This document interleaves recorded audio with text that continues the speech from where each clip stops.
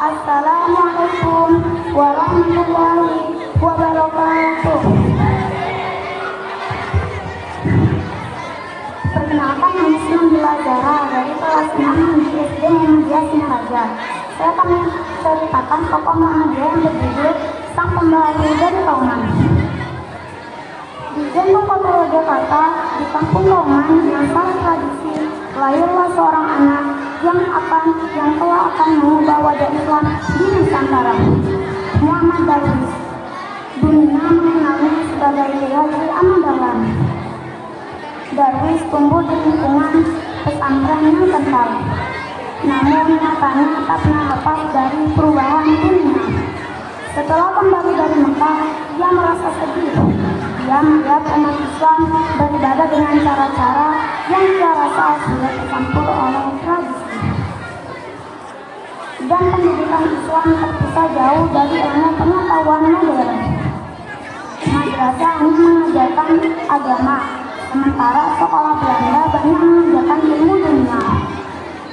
Suatu malam, dalam duduk di sholat pribadinya, ia membuka Al-Quran dan pandangannya jatuh pada surah Al-Imran ayat 104 yang artinya, hendaklah ada di antara kamu segolongan umat yang menyuruh kepada kebajikan, menyuruh kepada yang ma'ruf dan mencegah dari yang munkar.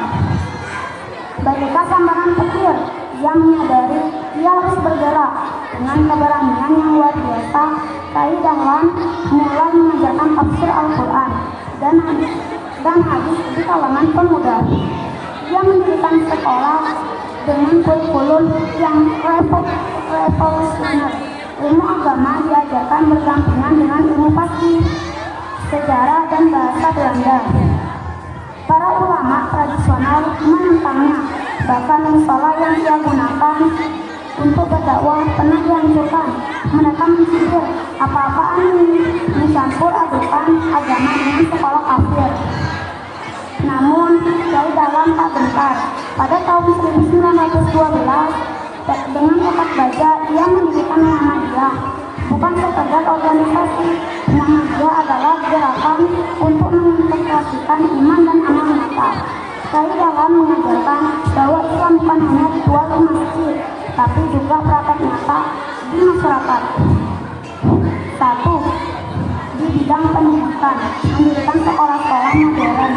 2. Di bidang kesehatan, mendirikan poliklinik dan rumah sakit cikal bakal PKU Muhammadiyah.